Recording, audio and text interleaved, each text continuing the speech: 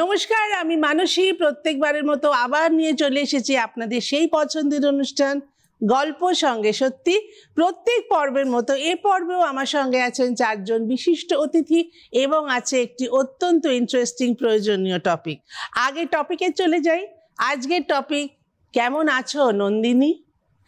আসলে আমাদের গোটা পৃথিবীতে, আমাদের দেশেও, এমনকি আমাদের রাজ্যে, এমনকি আমাদের শহরেই মেয়েরা এখনো অবধি নানা সমস্যার মধ্যে আছেই। এটা অস্বীকার করার কোনো জায়গাই নেই। এখনো অবধি মেয়েরা গলা তুলে বলতে পারে না যে আমরা ভালো আছি। তাদের হয় নিজেদের ভালোটা নিজেদের জোরে অর্জন করে নিতে হচ্ছে, তা নয়তো খারাপ থেকে ভালো থাকার ভান করতে হচ্ছে, তা নয়তো সত্যি বলতে হচ্ছে আমি ভালো নেই গো। এবং আমাদের যে সমাজ, সেই সমাজ এখন অবধি এমন কোনো বন্দোবস্ত করে দিতে পারেননি। আমাদের যে সরকার, সেই সরকার এখনো অবধি এমন কোনো বন্দোবস্ত করে দিতে পারেননি যাতে মেয়েরা বলতে পারে আমাদের আর কোনো সমস্যা নেই। কিন্তু তা সত্ত্বেও মেয়েরা মাথা উঁচু করে এগিয়ে যাচ্ছে প্রমাণ করার জন্য যে সব সমস্যাকে তারা জয় করতে পারে। এই রকমই চারজন মানুষ যারা নানা রকম সমস্যার মধ্যে দিয়ে নিজেরা মাথা উঁচু করে আছেন এবং বলছেন আমাদের ভালো আমরা অর্জন করে নেব। সেই চারজন মানুষকে নিয়ে আজকে আমাদের অনুষ্ঠান কেমন আছো নন্দিনী। সবার আগে পরিচয় করিয়ে দিই চারজন অতিথির সঙ্গে। আমার একেবারে বাঁদিকে আছেন। নমস্কার, আমি পারমিতা চৌধুরী, অভিনেত্রী। থিয়েটার থেকে এসেছি, এখন সিরিয়ালে ট্রান্সফার হয়েছে অভিনয়টা। তারপরে আজকে এসেছি মানসীর সাথে গল্প করতে। দেখা যাক গল্পে সত্যি কি বেরোয়। তার পাশে আছে মিমি দত্ত, আমার ভীষণ প্রিয় একটি মেয়ে, ছানা, কিন্তু ভীষণ ভালো অভিনয় করে। মিমি, দু একটা কথা। অনেক ছোটবেলা থেকে কাজ শুরু করেছি, 3 বছর বয়স থেকে এই প্রফেশনে রয়েছি, অভিনয় করি। আর আজকে এসেছি গল্প সঙ্গে সত্যি, মানসীদের সঙ্গে একদম চুটিয়ে আড্ডা দিতে, মন খুলে অনেক কথা বলতে। ওকে, আমার ডান দিকে আছে সুতপা বড়ুয়া। নমস্কার, আমি সুতপা বড়ুয়া। আমি একটা রেস্টুরেন্টের কর্ণধার। আমি আজকে গল্প সঙ্গে সত্যিতে মানসীদের সাথে গল্প করতে এসেছি, নিজের মনের কথা জানাবো বলে। আর একেবারে আমার ডান দিকে আছে। নমস্কার, আমি প্রিয়াঙ্কা বিশ্বাস। আমি হুগলি জেলার বলাগড় থেকে এসেছি। আমি এই দিদিদের থেকে সম্পূর্ণ আলাদা একটা প্রফেশনে রয়েছে। আমি একটা ব্যবসা সামলাই, বাড়িরই ব্যবসা। তো ওই ব্যবসা নিয়ে কিছু কথা বলবো, আর সঙ্গে সত্যিও কিছু। নিশ্চয়ই। তাহলে শুরু করে দিলাম আমাদের আজকের আড্ডা গল্প সঙ্গে সত্যি। কেমন আছো নন্দিনী? একটু সিনিয়রদের দিয়ে শুরু করি। সব আগে যাই পারমিতার কাছে। পারমিতা, একটা লাইন বোধহয় যথেষ্ট জিজ্ঞেস করার জন্য। কেমন আছো মানে বর্তমানে? কেমন আছো বর্তমানে? পুজো এসেছে তো সেই জন্যেই পুজোর একটা সাংঘাতিক আনন্দ হয়। কিন্তু সত্যি বলছি আমি তোমাকে মানসী, আমার এইবারের পুজোটাও আগের বারের পুজোর মতনই খারাপ কাটছে। হয়তো তুমি অনেকটা বুঝতে পারছো, কারণ আমরা এর আগের বার ফেস করেছিলাম এই সময় আমরা মিছিল খুঁজে বেরিয়েছিলাম। এই টাইমটাতে আমরা প্রত্যেকে মিছিল খুঁজেছি, মানে মিছিল মানুষ খোঁজেনি, মানুষ মিছিল খুঁজেছিল। আমরা সবাই জানি আরজি করের ব্যাপারটা। তো আমার এই সময়ে দাঁড়িয়ে শুধু ওই সময়টাই মনে পড়ছে, মানে স্মৃতিতে ওটাই আসছে আগের বছরের। সেই একদমই তাই। এবং আরো বেশি করে আসছে, তার কারণ হলো এখন আমরা ঠিক একই জায়গায় দাঁড়িয়ে আছি। আসবো আস্তে আস্তে আরো ব্যক্তিগত গল্পেও আসবো, কিন্তু এত সুন্দর নাকের নাক ছবিটা মনে হচ্ছে এক্ষুনি এইটা আমার ইউএসপি বলে না, মনে হচ্ছে খুলে নিয়ে। মিমি, কাজ সংসার ওরকম একটা, মানে ছেলে মানুষ বর, ঠেকুয়া বানানো শাশুড়ি, ওর শাশুড়ির ঠেকুয়া নিয়ে আমরা মানে মারামারি করে। আর মাসিমা এত ভালো ঠেকুয়া বানান এবং তার দাবি এমন মারাত্মক থাকে, ওকে সুইগি করে লোকের বাড়িতে বাড়িতে ঠেকুয়া পাঠিয়ে দিতে আসছে সেই দিন। আসছে সেই দিন। একটু কানে ছুঁয়ে দিলাম আর কি, যে তোর মনে আছে তো, এটা করতে হয়। যাই হোক, বল, সংসার সামলে, ঘর সামলে, অভিনয় সামলে কেমন আছিস? আমি দারুণ আছি, দুর্দান্ত আছি। আমি সব সময় মানে ভালো থাকার চেষ্টাটা আমি করি না। আমি খুব নর্মালি ভালোই থাকি। তার কারণ একটা জিনিস বলি, সেটা হচ্ছে যে আমার আশেপাশে যে মানুষগুলো রয়েছে তাদের জন্যই হয়তো ভালো থাকতে পারি। এই যে বলছো সংসার, কাজের জায়গাতে যে মানুষগুলোর সাথে থাকি সকাল থেকে, তুমি জানো যে একটা কাজ করতে গেলে সকাল থেকে রাত্রি পর্যন্ত এতটা সময় আমাদের এতগুলো মানুষের সঙ্গে অনেকটা বেশি সময় কাটাতে হয়। তো সেটা তো একটা বড় ব্যাপার, এবং সেই টিমটা এত ভালো। হ্যাঁ, সেটা একটা পরিবার আর বাড়ির একটা পরিবার। যদিও আমি আমার বর দুজনে তো মানে একসাথে থাকি। ওর মানে বরকে আপনারা চেনেন? ওর বর হচ্ছে ওম। হ্যাঁ, অনেকের হাত সব। ওম সম্প্রতি তো বোধহয় একটা বড় কাজে ব্যস্ত। হ্যাঁ, বড় কাজে ব্যস্ত। তো যেহেতু আমার বাড়িতে বড়রা আর কেউ থাকে না, মানে মা বাবা একটু দূরে থাকে আর শ্বশুর শাশুড়ি অনেকটা দূরে থাকে, ওদের মানে আসল বাড়িতে থাকে। তো আমরা দুজনের মতন করে সংসারটা করি। ভালো রান্না করে, এবং মিমির বাড়িতে সমস্ত রান্না মিমি নিজে করে, নিজে রান্না করে। হ্যাঁ, নিজে রান্না কথা খাওয়া হয়নি এখন। আচ্ছা, খাওয়াবো। মানে যে কদিন আমরা এর মধ্যে একসঙ্গে শুট করলাম, প্রত্যেকদিন এসে বললো আমার থেকে কে কি খাবে। আমি প্রত্যেকবার নিয়ে আসতাম, মিথ্যে কথা বলবো না, এত করে খাবার নিয়ে আসতাম। আমরা প্রত্যেকে বলতাম না, আমার যে যার মতো দুপুরে আমরা এটা খাবো ঠিক করে রেখেছি। এবার ওর খাবার মানেই হচ্ছে মানে সেটা, হ্যাঁ বাহ, হ্যাঁ, তোমাদের জলের মধ্যে কয়েকটা চিকেন ভাসছে, জলের মধ্যে কয়েকটা সবজি ভাসছে, এবং সেটা ওর কাছে অসম্ভব প্যালেটেবল, এবং সেটাও সবাইকে খাওয়াতে চাইছে, এবং সবাই বলছে না না আছে তো, কেউ আর ভয়তে খেতে চাইছে না, ভয়তে খেতে চাইছে না, মানে হ্যাঁ ঠিক আছে। ওমও বলে তো যে রান্নাটা হলুদ নয় কেন, মানে রান্নাটা হলুদ মানেই হচ্ছে যে খুব ভালো আর কি, আর যেটা একটু সাদা সেটা তার মানে ভালো খাবার নয় আর কি। তো আমার তো পুরোটাই উল্টো, সাদা হলুদ রান্নায় পড়া ভালো, হলুদ কিন্তু অ্যান্টিঅক্সিডেন্ট। না সে তো বটেই, আমি বলছি যে সবকিছু মানে মনে করো তুমি তো হিমুদি এটা খুব ভালো করবে, মানে জানবে যে ধরো ধানিয়া চিকেন বানাচ্ছি বা ধরো একটুখানি, মানে তাতে তো এবারে সেটা তো একদিন খেতে ইচ্ছা করবে, বা সেটা একটুখানি হ্যাঁ সবুজ হবে, একটু মানে অনেকে আলু পোস্ত হলুদ দেয়, আমার আলু পোস্ত হলুদটা আমি একদম পছন্দ করি না, আমি নিজেও দিই না। কান্না পায়, হ্যাঁ। তো না সেটা তো ঠিকই আছে, বলো সাদা হবে, একদম একদম, উফ ভীষণ ভালো। তো আমি সেটাই বলছিলাম যে সংসার এবং কাজ সব মিলিয়ে যে কিভাবে সময়টা বেরিয়ে যায় বুঝতে পারি না, কারণ শুটিং তারপরে হচ্ছে বাড়ি, মানে এই যে সুইচ অন সুইচ অফটা করেই আমি এতটা সময় কাটাই। তো আর এর মাঝখানে আমার আর কিছু নেই, এই দুটোই আমার কাছে খুব ইম্পর্টেন্ট জগৎ। মানে তার মধ্যে আমি বাবা মা আমার শ্বশুর শাশুড়ি সবাইকে ইনক্লুড করলাম, তো সবটা মিলিয়েই আর কি। তো এটার বাইরে আমি খুব একটা নিজেকে কোনো দিকে মানে যে আনবো বা কোনো দিক যে ভাববো সেগুলো খুব একটা করি না, সময় পাই না। তার কারণ হচ্ছে যে ওই যে বললাম রান্নাটাও করতে হয়, বাড়ির সংসার মানে সংসারের কাজ আমরা সবাই, যে আমার মনে হয় মেয়েরা যতই বাইরে কাজ করুক না কেন বাড়িতে ফিরে এসে তোমাকে একটা মিনিমাম কাজ করতেই হবে। মানে আমি এটা দেখেছি, আমি আর ওম একসঙ্গে অনেকদিন বিদেশে ছিলাম, মিমি অনেক পরে গিয়ে সেখানে জয়েন করেছিল। আমি আমার চোখের সামনে দেখেছি ওম মিমিকে ফোন করছে, ফোন করে বলছে আচ্ছা আমার ওই ইয়েটা কিছুটা খুঁজছিল, পার্সোনাল কিছু, ওটা কোথায় কিভাবে প্যাক করে কোন ইয়েতে রাখা, দুটো সুটকেসের মধ্যে কোন সুটকেসের কোন কর্নারে সেটা রাখা আছে। আমি ওমকে বললাম ওম এটা তুই মানে এটাও তুই জানিস না? আমি কেন জানিস না?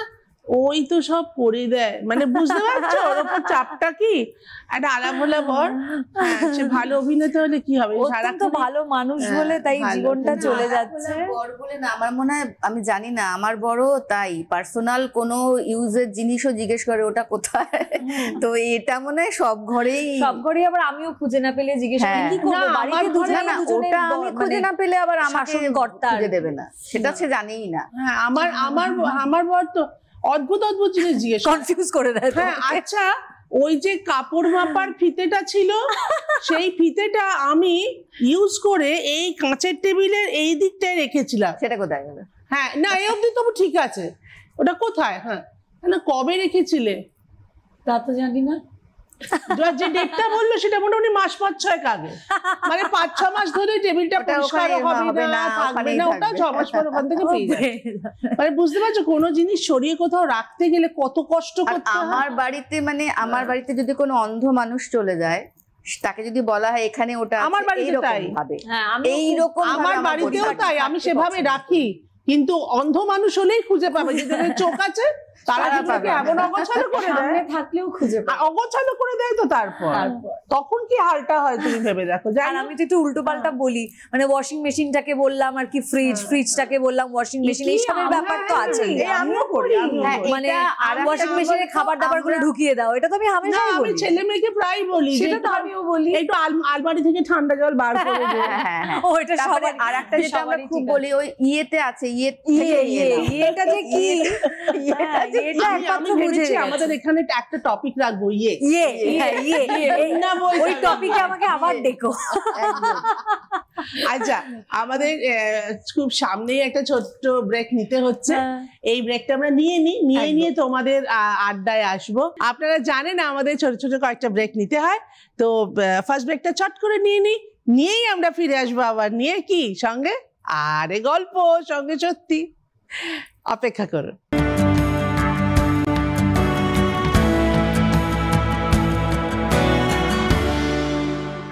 ফিরে এলাম ব্রেকের পর, সঙ্গে নিয়ে গল্প সঙ্গে সত্যি, আর আমাদের 4 জন বিশিষ্ট অতিথিকে নিয়ে। এই দুজনের গল্প তো মোটামুটি শোনা হয়েছে, আরো অনেক অনেক গল্প শুনবো, এত তাড়াতাড়ি তো ছাড়বো না। আপাতত আসি হিমুর কাছে।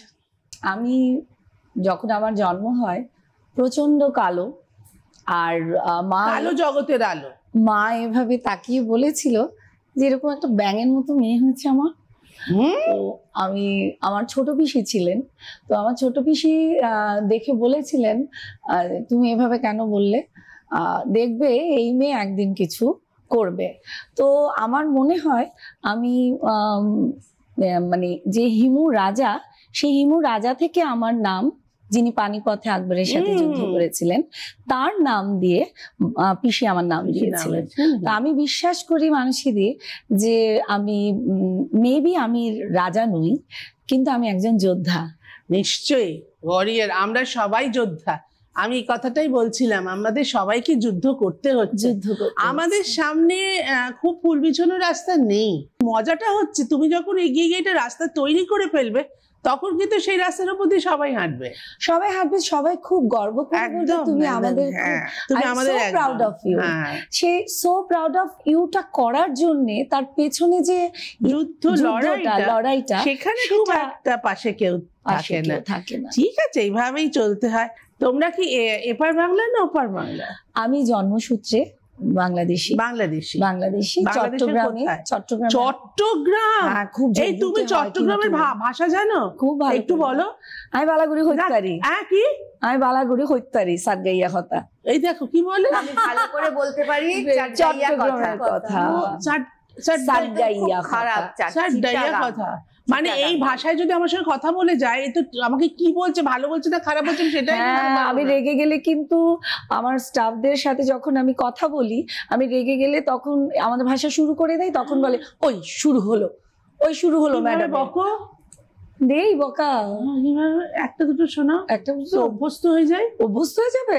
তাহলে তো অভ্যস্ত হলে তো আমার কিচেনে যেতে হবে। না, মানে ধরো আমার সামনে কেউ যদি এরকম ভাবে বলে, তাহলে আমি বলবো আমিও জানি, মানে অন্তত ব্যাপারটা যদি ধরার মতো একটা ব্যাপার হয়, সেটা তো টপিকটা তো লাগবে। মানে ধরো আমি খুব, আচ্ছা তোমার কিচেন তো, ধরো তুমি আমাকে একটা কিছু কাটতে দিয়েছো, আমি কাটছি না বা ভুল ভাবে কাটছি, কে বালা করে হাঁটিন না পারো, কি হাডো রিউ বালা করে হাট।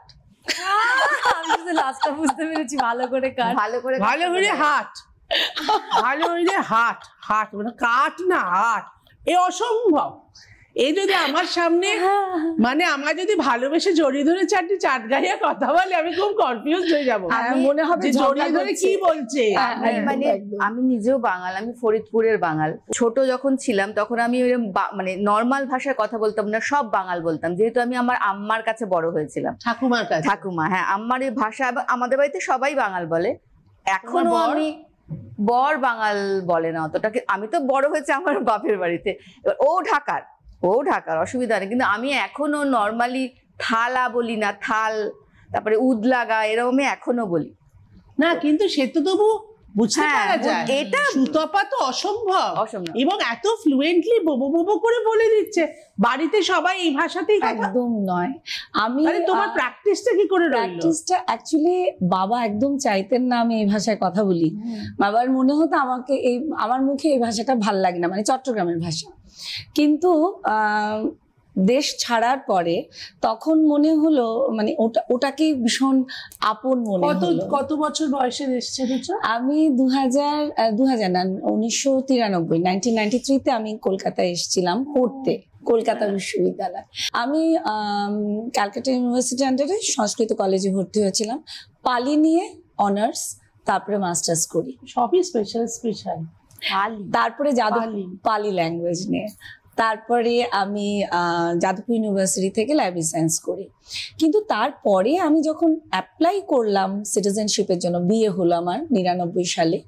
আমি তো জানি বিয়ে করলেই মানে সিটিজেনশিপ পাওয়া, কিন্তু তারপরে আমরা যখন অ্যাপ্লাই করলাম অফিসিয়ালি, তখন আমি জানতে পারলাম যে এটা 7 বছর পরে, অ্যাপ্লাই করার 7 বছর পর ফাইল ওপেন হবে। তার আগে তোমাকে 1 বছর করে লং টার্ম ভিসা নিয়ে থাকতে হবে। এখন পেয়েছো? 13 বছর পর আমি 2012-তে পেয়েছি। 2012-তে আমার 13টা বছর ঘরকন্যা করেছি। 13টা বছর আমি খুব ফ্রাস্ট্রেটেড ছিলাম যে এত পড়াশোনা করে আমি কিছু করছি না, সারাক্ষণ ঘরকন্যা করছি, ভীষণ পিটপিটে বাতি কাছে ঘর গোছানোর সাজানোর, ছেলে মানুষ করেছি। কিন্তু সিটিজেনশিপ পেতে পেতে মানুষদের আমার বয়স 40 বছর হয়ে যায়। তার আগে তো তুমি কিছু কাজ করতেও পারবে না। কাজ করতে পারিনি, সরকার থেকে সেটা অ্যালাউড নয়। তো আমি 40 বছর বয়সে আমার জীবন মানে কর্মজীবন শুরু করি। একটা বেসরকারি হসপিটালে আমি কাজ শুরু করি। বেসরকারি হসপিটালে আমি যখন ইন্টারভিউ দিতে যাই, আমি একটা পার্ট টাইম লাইব্রেরিয়ানের জবের জন্য গিয়েছিলাম। ওরা আমার কাছে না ওটা অনেক মনে হয়েছিল, কেননা 40 বছর বয়সে কেউ কাউকে চাকরি দেয়, সেটা আমার কাছে খুব, আমি ভেবেছি আমাকে একটা ওই রিসেপশনে আমি কিছু পাবো। আমি সব হসপিটালগুলোতে রিসেপশনের জন্য অ্যাপ্লাই করেছিলাম। তো একটা আমি খুব ভাগ্যবান যে আমার পড়াশুনোটা আমার ওই সময় কাজে লেগেছিল, কিন্তু আমি লাইব্রেরিয়ানের ডিগ্রিটাকে জাস্ট এরকম করে রেখেছিলাম যে হবে না। কিন্তু ওটাই আমাকে ডাকলো। 4 ঘন্টার জবের ইন্টারভিউ দিতে গিয়েছিলাম, 8 ঘন্টার ফুল টাইম জব নিয়ে বেরিয়ে এসেছি। আরে বাহ! তো সেটা করার পরে ওখানে এর পরপর 3-4টে হসপিটালে কাজ করাকালীন আমি অনেক ছুটি পেতাম, মানে যেটা আমাদের মানে হসপিটাল ইন্ডাস্ট্রিতে এত ছুটি হয় না। তো ওই ছুটিটা পাওয়ার ফলে আমার রান্না করতে, তো ওই যে 13টা বছর তখন করতাম না, ওটা আমার একটা প্যাশন হয়ে গেছিল। আমি লিখে রাখতাম, খুব লিখতাম, আমার রেসিপি লিখতাম। তো আমার মনে হলো আমি তো রান্না করি। তো একজন বিখ্যাত সাংবাদিক দাদা আমার, উনি বললেন তুই কী সব রান্না বান্না নিয়ে কাজ বাজ করছিস, ছাড় না ভাই, তুই একটু এইসব কর, রান্না নিয়ে ব্যবসা কর। আমি চাকরি করছি রান্না, মানে এটা কি করে সম্ভব? আমি যে দাদা আমি পারবো না, আমার চাকরিটা ভালো আছে, বেশ খাচ্ছি দাচ্ছি, চাকরি করছি। হ্যাঁ, গালমন্দ তো খাবোই, চাকরি করলে তো গালমন্দ খাবোই, সেটা স্বাভাবিক, সবাই খাচ্ছে। সেই গালমন্দ খেতে খেতে তারপরে তো দাদা বললো না, আমার মনে হলো কিছু একটা তুই পারবি। তো সেটা থেকেই আমি উইকেন্ড ডেলিভারি শুরু করি। উইকেন্ড ডেলিভারিটা শুধু শনি রবি, অফিস থেকে ফেরার পথে শুক্রবার বাজারহাট করতাম। কিন্তু এই কাজ করতে করতে দিদি, অফিসের তো অনেক চাপ, তো গঙ্গাসাগর মেলার জন্য আমরা চলে গেলাম। আমাকে ওই কাজটা করতে হতো। তো স্যারের ওই চাপে আমাকে বন্ধ রাখতে হলো। কিন্তু 2019-এ আমাকে চাকরিটা ছাড়তে হলো। আমার ছেলে তখন জাস্ট ক্লাস 10-এ, আর আমাকে অন্য একটা জেলায় আমাকে ট্রান্সফার করা হলো, যেটা আমার পক্ষে সম্ভব ছিল না। কারণ আমার পরিবার, মানে আমার মা শাশুড়ি, এরা কেউ পাশে নেই। কারণ আমার শাশুড়ি মারা গেছেন, আমার মা বাংলাদেশে থাকেন। তো আমাকে, আমার বাচ্চাটাকে যে কেউ সাপোর্ট দেবে সেটাও ছিল না। হাজবেন্ডও চাকরি করেন।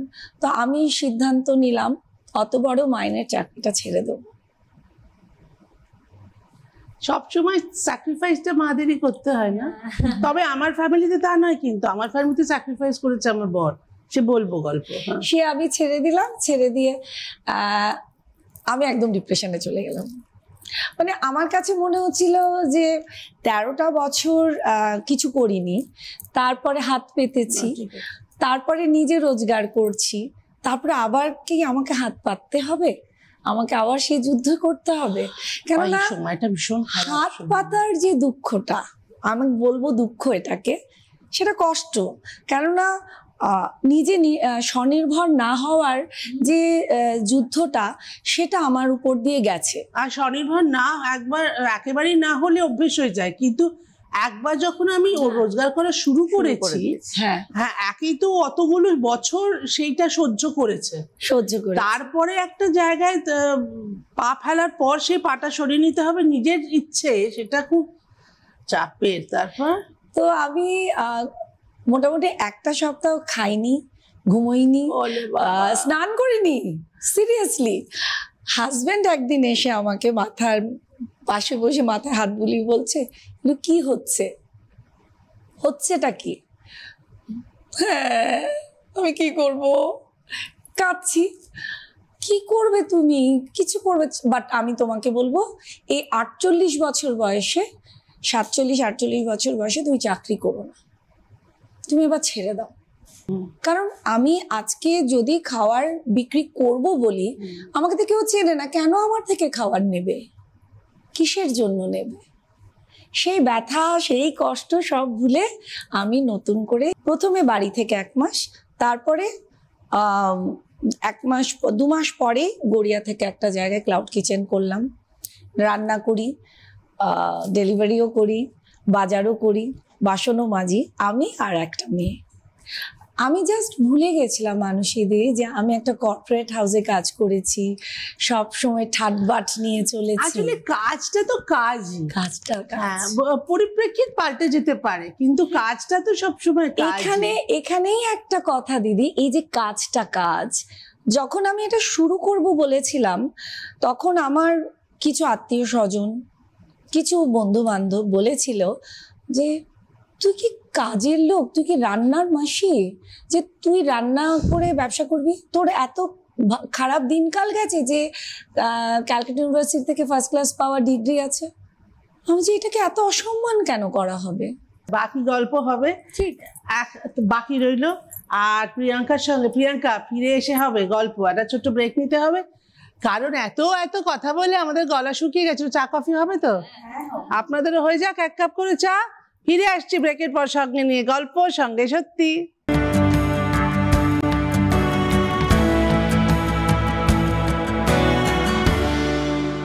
শুরু করে দিচ্ছি গল্প সঙ্গে সত্যি, আর জার্নি টুয়ার্ডস ট্রুথ। চলো, আমরা ছিলাম সুতপায়, সুতপার কাছে আসবো, মিমির কাছে আসবো, পারমিতার কাছে আসবো। তার আগে প্রিয়াঙ্কা এক কোণে বসে আছে মিষ্টি করে, আর ভাবছে এবার আমায় ধরবে রে। হ্যাঁ বলো প্রিয়াঙ্কা, তার আগে একটা কথা বলি। তোমার কাছে আমি শুনলাম এক্ষুনি এই গয়নাগুলো তুমি নিজে বানিয়েছো, এটা সত্যি? হ্যাঁ দিদি, আমি নিজেই বানিয়েছি। তুমি নিজে বানিয়েছো? কি বেসটা কি? একটা কার্ডবোর্ডের ওপরে একটা কাপড় জড়িয়ে কয়েকটা জিনিস হাতে ছিল, হাতের সামনে আমি যে কটা জিনিস পরে আমি নিজেই বানিয়ে নিই, নিজের মনের মতো করে। মানে জামা কাপড় কিনলে মনে হলো এর সঙ্গে একটা বানিয়ে ফেললে? হ্যাঁ। ভাই আমার, তুমি কোথায় থাকো? আমি হুগলি জেলার বলাগড়। ওই যাকে দরকার পড়বে সে অত দূরে থাকে। হ্যাঁ, 4টি শাড়ি কিনে বলবো ভাই দেখ নীল শাড়ি, দেখ কি করবি, কোথায় যেতে হবে না? বলাগড়। আর কি করছো প্রিয়াঙ্কা? পড়াশোনা কি করছো? আমার গ্রাজুয়েশন কমপ্লিট হয়েছে এবছর। বেশ। বাবার সাথে ব্যবসা সামলাচ্ছি। কি ব্যবসা? বাবার কুর্তির ব্যবসা আছে। ওরে বাবা, মানে দোকান আছে না বাড়ি থেকে চালাও? দোকান না, পাইকারি দেয়। বাড়ি থেকে চালাও, আর তার সঙ্গে ম্যাচ করে করে গয়না বানাও? হ্যাঁ, যেটা পছন্দ হয়। কতদিন ধরে ব্যবসা সামলাচ্ছ? এই আমি সামলাচ্ছি বেশি দিন না, এই 1 বছর ধরে। মানে পড়াশোনাটা শেষ করে তারপর ব্যবসা? বাবার বয়স হচ্ছে, এবার ভাইরা কেউ নেই? দাদা আছে, দাদাও করে এই ব্যবসায়। ও দাদা, মানে দাদার সঙ্গে তুমি হাত লাগিয়েছো। বাহ, দেখো দেখিনি, মানে এটাকেই তুমি তোমার ক্যারিয়ার হিসেবে নেবে? হ্যাঁ, আপাতত ব্যবসাটা সামলাবে, এইটা করবে, গয়নাটা। আচ্ছা আমাকে একটা কথা বলো প্রিয়াঙ্কা, সেটা হচ্ছে তুমি তো বড় হচ্ছে একটু একটু করে, কোন কলেজে পড়াশোনা করেছো? আমি ওখানকারই জিরাট। আচ্ছা, নিশ্চয়ই বাড়িতে অনেক ছোটবেলার, সবার ছোটবেলার গল্প শোনো, হ্যাঁ। তোমারও একটা ছোটবেলা গেছে, এখন তো একটু বড় হয়েছে, কেমন আছো? আগে আমি ছোটবেলায় অনেক কিছু ফেস করেছি, কারণ আমি যখন জন্মেছি তখন আমার মার খুব বড় একটা শরীর খারাপ ছিল। 3 বছর আমাকে মানে দিদার কাছে থাকতে হয়েছে, মায়ের কাছে যেতে দেয়নি। তো ডাক্তারই বারণ করে দিয়েছিল যে মায়ের আশেপাশে যাতে না থাকে, কারণ ছোট বাচ্চা তো অসুবিধা হতে পারে। তো দিদা, মামিরা, মাসমুনি সবাই মিলে আমাকে মানুষ করেছে। মামার বাড়িতে? হ্যাঁ, মামার বাড়িতে। আমি মা বাড়িতে প্রায় 3.5 বছর মা বাড়িতেই ছিলাম। তারপরে ওই টেনশনে আমার দাদু মানে সবাইকে বলে বেড়াতো যে 2টো ছেলে মেয়ে আছে, খুব বাচ্চা, আমার মেয়ে যদি মারা যায় আমাদের কি হবে। তো ওই টেনশন আমার দাদু মারা যায়। ওহ, তো দাদু মারা যাওয়ার পরেই কয়েকদিন পর ভেলুরে নিয়ে গেছিল মাকে। তো ওখানে থেকে জানতে পারে যে মানে বলেছিল ব্রেন ক্যান্সার হয়েছে। ব্রেন ক্যান্সার হলে সবাই জানতো যে মারাই যাবে। তো তোমরা তখন সেটা জেনে গেছো? হ্যাঁ, তখন হ্যাঁ সবাই জানতো। তারপরে গিয়ে দাদু মারা যাওয়ার পরে কিছুদিন পরে গিয়ে জানা গেল যে ব্রেন টিবি হয়েছে। মাকে 3 বছর ধরে ভুল ওষুধ খাওয়ানো হচ্ছে। হায় ভগবান! তো তারপরে আরো 3 বছর সুস্থ হওয়ার জন্য আরো 3 বছর ওষুধ চালাতে হয়েছে মাকে। তো ওই যে মাও জার্নিটা, এতটা কষ্ট ফেস করেছেন। ওই যে জার্নিটা, আমার মামা মামিরা না থাকলে হয়তো আমার মা বাঁচতো না আজকে। আহা। হ্যাঁ, এখন সুস্থ আছে, এখন সবাই ভালো আছে। তো আমি মানে বলবো, তুমি মাকে চিনলে 6 বছর বয়সের পর? হ্যাঁ 3.5 মানে তখন আমাকে যেতে দিত। তো মা এখন খুব আফসোস করে যে হয়তো সেই ডাক্তারটা যদি না এরকম বলতো ব্রেন ক্যান্সার হয়েছে, হয়তো দাদু আজকেও বেঁচে থাকতো, আমাদের মধ্যেই থাকতো। তো ওখানে না, আমার এটা যেমন সত্যি তেমনি এটাও সত্যি, জানো তো, যে মানুষের যাবার তো একটা সময় থাকে আর একটা রাস্তা লাগে। হয়তো এই খারাপ খবরটাই তোমার দাদুর সময় যাওয়ার রাস্তা। মানে এইভাবে ভেবে নেওয়া ছাড়া আর তো কোনো অপশন নেই। যিনি ব্লান্ডার করেছেন তিনি তো করেইছেন। চারপাশ ভালো না, চারপাশে মানে লড়াই করতে হয়? না না, ঠিক আছে, করতে হয়। করতে হয়, হয়তো প্রত্যেকটা মানুষ তো আর সমান হয় না যেরকম। তো আমরা এই ব্যবসাটা এগিয়ে নিয়ে যাচ্ছি, তো কারোর হয়তো ভালো লাগছে না, তো ওই দিক থেকে কিছু একটা ফেস করতেই হয়। লড়াই ছাড়বে না তো? না, একদম, এটাই হচ্ছে খুব ইম্পর্টেন্ট কথা। লড়াই ছেড়ো না। একজনের 40 বছর বয়স লেগেছে শুধু শুরু করতে, সেটাও পরিস্থিতির চাপে। তুমি শুরুটা করতে পেরেছো তোমার অনেক আগে থেকে। লড়াইটা ছাড়বে না কিন্তু। আর কেউ যদি তোমাকে এসে বলে যে এইটা করে কি করবে, বিয়ে থা করে ঘর সংসার কর, বলবি আমি ঘর সংসার সামলাচ্ছি এখন থেকে, হ্যাঁ। তার জন্য আমার বিয়ে করার দরকার নেই। এই ব্যাপারটা গ্রাম সাইডে খুবই হয়, কারণ মানে আমি তো গ্রামের দিকে। তো এটা পাড়ার লোকে বলে কি রে, কলেজ তো কমপ্লিট হয়ে গেল, এবার মাকে বলতে আসে, পাড়ার মধ্যে সবাই আলোচনা হয়, তখন বলে কি রে মেয়ের এত বয়স হয়ে গেল, বিয়ে দিয়ে দে। তো আমি তখন বলি যে এখন কি বয়স হয়েছে, এখন তো সবাই কলেজটা কমপ্লিট করলাম, জীবনটা কিছু শুরু করি। নিশ্চয়ই, একদম তাই। জীবন শুরু করব, নিজের মতো করে চলবো। আমি যখন মনে করব আমার পায়ের তলার জমি শক্ত হয়েছে তখন আমি বিয়ে করব।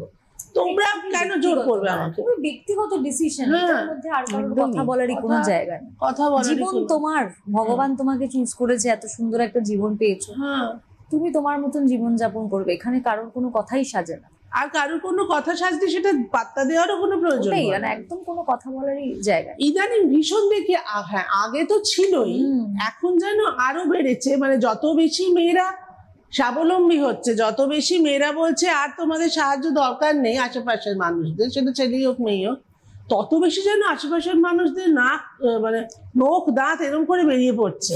কেন কেন কেন কেন সাহায্য নেবে না কেন? এইটা খুব মারাত্মক হয়েছে, দেখবে। এই যে এখন ফেসবুকে ধরো, আমি এরকমও ফেস করেছি পারমিতা, এরকমও জানি। তোর ফেসবুক আছে? না, আমার বেঁচে গেছি। বেঁচে গেছে। এইরকম কেন? এবং এই জিনিসও ফেস করেছি। ধরো আমি লিখলাম আজ আমার শরীরটা ভালো নেই, হলো তো, মানে আগে লিখতাম কিন্তু মানে সবাই বলতো আমি তো মন খারাপ, শরীর খারাপ, লিখলাম দেখি কে কি কমেন্ট করে। আমি তাতে এমনও যেমন শুনেছি যে কি হয়েছে দিদি বলো না, কি হয়েছে শেয়ার করো, শরীর খারাপ, ডাক্তার ঠিক মতো দেখাচ্ছ তো, কেউ বলছে একটু খাওয়া দাওয়া করো, কেউ বলছে কাজের চাপ কমাও, এসবও যেমন হচ্ছে। উমা হঠাৎ এরকম কমেন্টও আছে। কোথায় ছিলেন কাল রাতে যে আজকে এত শরীর খারাপ? প্রথম দিকে আমি তো ভীষণ সেই প্রচন্ড খারাপ লাগতো যে একই অন্যায় কথা, আমি তো এইরকম কথা শোনার জন্য আমি লিখিনি। তারপর আমাদের এক বন্ধু আছে, তার নামটা এখানে করছি না, সে ভয়ঙ্কর ডাকাবু। সে বলে তো ফোনটা দে, তাতে পরিষ্কার লিখলো, আর বলবেন না, কালকে 2:30 অবধি ছিলাম, নাচলাম, মদ খেলাম, আপনাকেও তো দেখলাম, আপনি কি আমাকে খেয়াল করেননি? ব্যাস, সে আর নেই কোথাও, সে উধাও হয়ে গেল।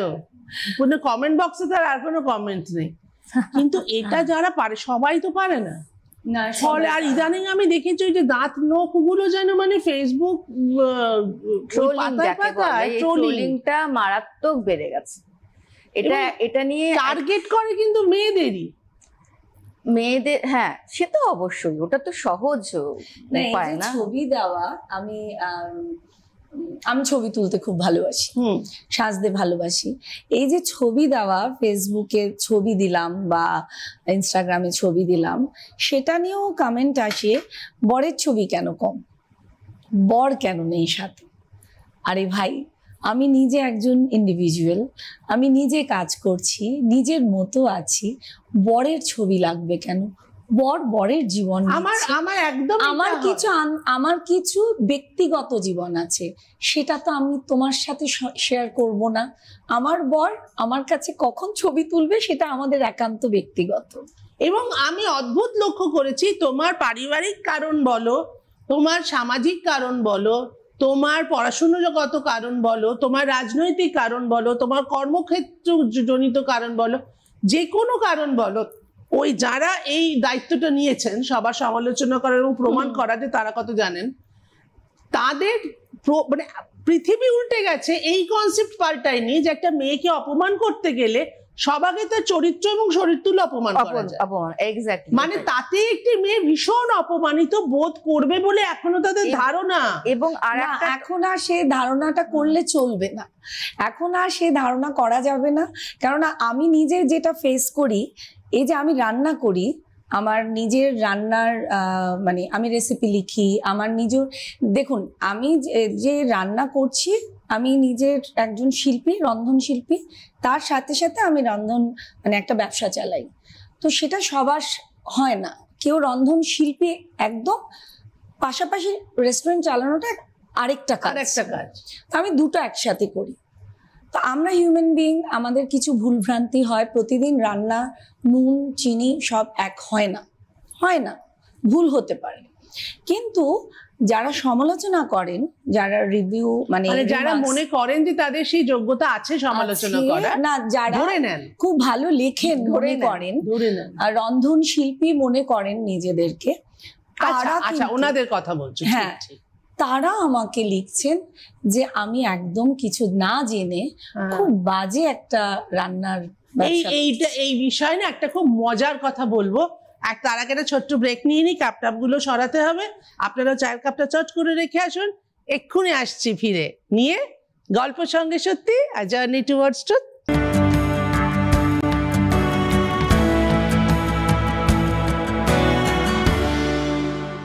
ফিরে এলাম ব্রেকের পর, সঙ্গে নিয়ে গল্প সঙ্গে সত্যি, আর জার্নি টুয়ার্ডস ট্রুথ।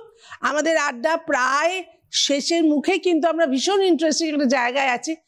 এই যে কথা হচ্ছিল যে সমালোচনা, ফেসবুকে সমালোচনা মেয়েদের ভীষণ ফেস করতে হয়, মেয়েদের যে কি ফেস করতে হয় আর কি ফেস করতে হয় না, সেই লিস্ট বানালে তো হয়ের ফেসটা এত লম্বা, আবার হয়নার ফেসটা এত ছোট হবে, যাকে মরকে যাক।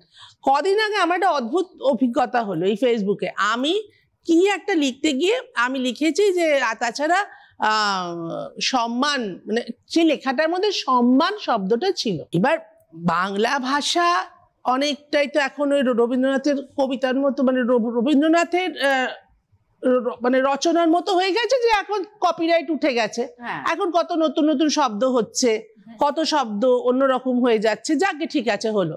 আমি সেখানে লিখেছি সম্মান, এবং বানানটা লিখেছি নয়ময়। আমরা ছোটবেলায় স্কুলে পড়েছিলাম সম্মান মানে হচ্ছে বানানটা নয়ময়, উচ্চারণ হয় ময়ময়, এটা শিখেছি। হ্যাঁ, এক ভদ্র মহিলা, তিনি ফেসবুকে বেশ পরিচিত মানুষ, তিনি ফেসবুকে অনেক কিছু লেখেন টেকেন, তিনি আমাকে বললেন যে দিদি বানানটা ভুল লিখেছো, ওপেনলি তিনি আমাকে বলছেন বানানটা ভুল লিখেছো, ওটা ময় হবে। তখন আমি খুব ক্যাজুয়ালি বললাম যে না গো, ওটা না নয়। আমাদের শেখানোই হয়েছে যে উচ্চারণটা ময় কিন্তু লেখাটা নয়। স্কুলে ওটাই শিখে বড় হয়েছে। খানিকক্ষণ পর তিনি একটা ছবি দিলেন অভিধানের, সেই অভিধানে মেনশন করা আছে ময়। তো আমি বললাম যে হতেই পারে, তো লিখলাম যে হ্যাঁ ঠিক আছে, দেখলাম, তবে আমার তো ভেতরে ঢুকে গেছে ময়টা, তো আমি এই ভুলটা হয়তো আবার করব বা ঠিকটা আবার করব, তো এটা নিয়ে তুমি আর এত চিন্তা করো না, ঠিক আছে। এইবার সে আমাকে বলছে আমার এটা নিয়ে চিন্তা করারও কিছু নেই, আমার এটা নিয়ে আপনাকে বলারও কিছু নেই, আপনি ভুলটা করলেন তাই বললাম। তখন আমি তাকে আবার লিখলাম যে তোমার যদি কিছু বলার নেই, তুমি একটা কথাই তো বললে যে ভুল, তাহলে তো তুমি বললে, তাহলে বলার কিছু নেই কেন? মানে তুমি বলতে চাইছো আমার লেখাটাকে তো গুরুত্ব দেওয়ার নেই, তো আমার লেখাটাকে তুমি গুরুত্ব দিয়েছো বলেই তো তুমি ভুলটা কারেকশন করতে এলে। এখন তোমার আত্মসম্মানে লাগছে যে আমি তোমার ভুল কারেকশনের দিকে যাচ্ছি, তাই তোমার খারাপ লাগছে। তা আর একজনের ভুল কারেকশন করাটাকে যদি এত দাপটের সঙ্গে করতে পারো, তাহলে অন্যে তোমার ভুল ধরলে সেটা কেন তুমি দাপটের সাথে নিতে পারছো না? এইটার চতুর্দিকে মেয়েদের ফেস করতে হচ্ছে। না, আর একটা কি জানো তো, আমার আরো একটা যেটা মনে হয়, বিশেষ করে যারা একটু তাদের লক্ষ্যে এগিয়েছে, একটু এই যে আমি সেলিব্রিটি শব্দটা ইউজ না করেই বলছি, যে একটু মানে তার টার্গেট করেছে, তাদের সাংঘাতিক ট্রোল হতে হয়। এই কারণে আমার মনে হয় এটা কিন্তু যারা করে তাদের ভেতরেও একটা ইচ্ছে থাকে ওই জায়গাটা যাবার, কিন্তু তারা কোনোভাবেই যেতে পারে না। সেটা তাদের ফল্ট হতে পারে বা সামাজিক পরিবেশ বা তার বাড়ি পরিবেশ, যাই হোক, তারা যেতে পারে না। এটা কিন্তু ভেতরের একটা সুপ্ত ঈর্ষা, মানে লুকিয়ে থাকা ঈর্ষা, যেগুলো ট্রোলিং হিসেবে বেরিয়ে। এই যে এক্ষুনি যেটা বলছিল হিমু, যে কেন তারা মেয়েরা কেন এত করে বলো তো কারণ? না, আমার একটাই কথা যে আমরা কেন সবাইকে সম্মান দেব না? সম্মান দেওয়াটা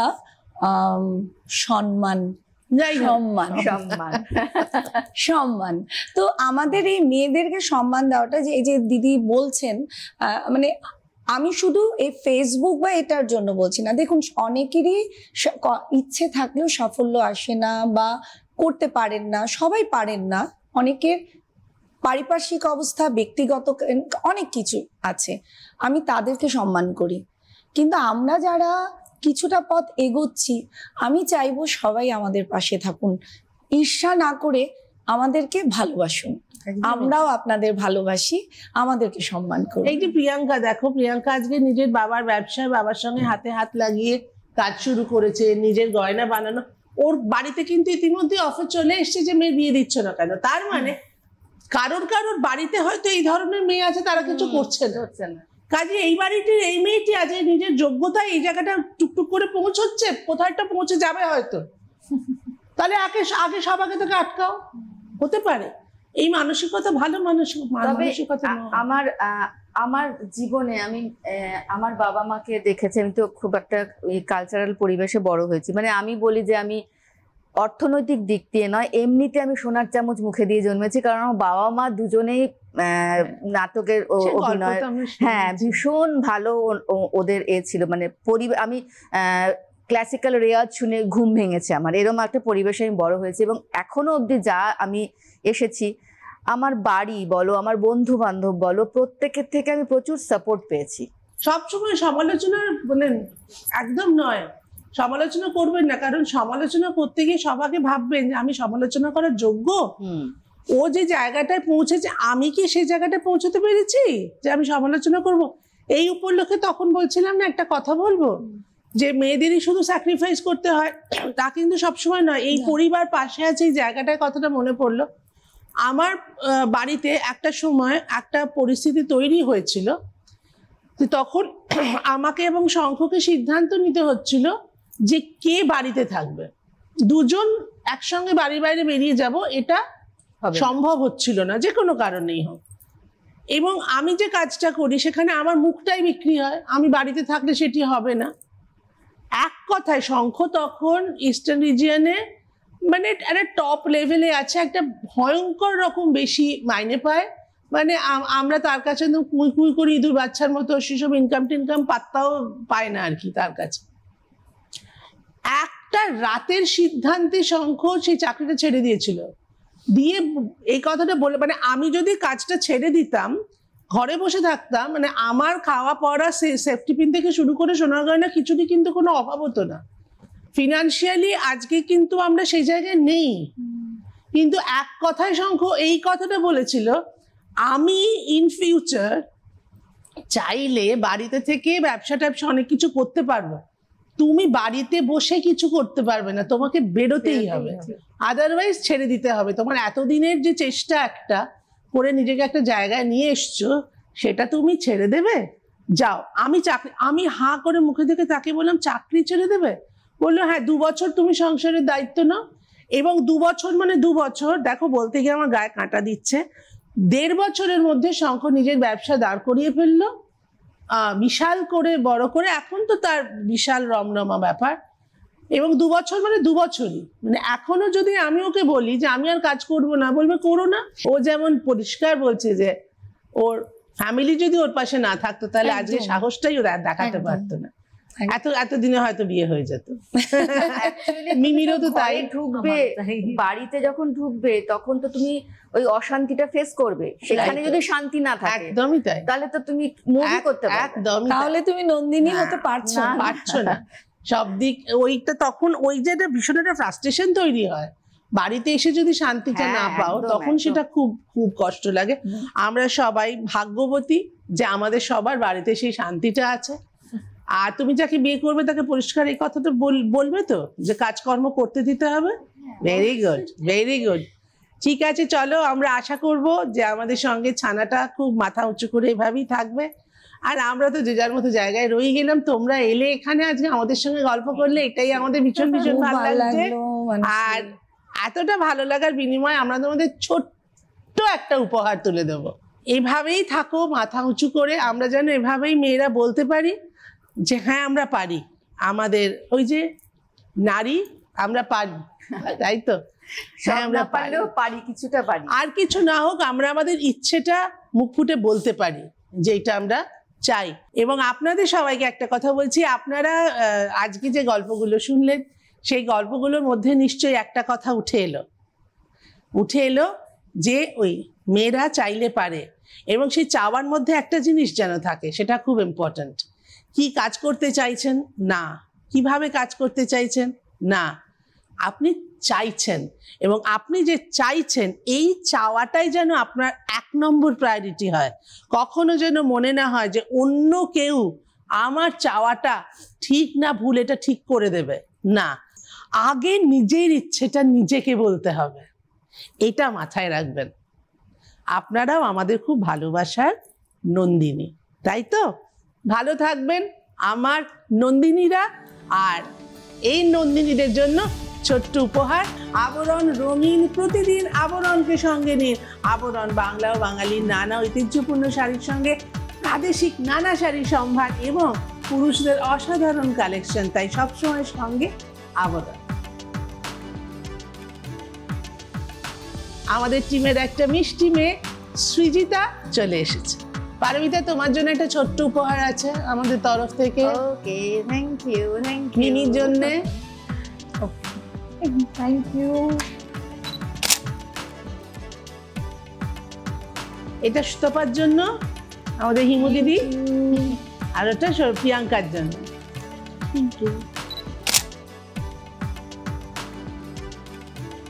তোমরা সবাই খুব ভালো থেকো, আনন্দে থেকো, তুমিও খুব ভালো থেকো। এবং আমাদের হাতে হাত থাক, যে কোনো লড়াইতে আমরা যেন সবাই সবাইকে পাশে পাই। ভালো থাকবেন আপনারা, অপেক্ষা করে থাকুন, খুব শিগগিরই নিয়ে আসছি পরের পর্ব এরকমই মিষ্টি মিষ্টি আমাদের গেস্টদের নিয়ে, আর অনেকগুলো সত্যি কথা নিয়ে। দেখা হবে আবার কোথায়? গল্প সঙ্গে সত্যি, আ জার্নি টুয়ার্ডস ট্রুথ।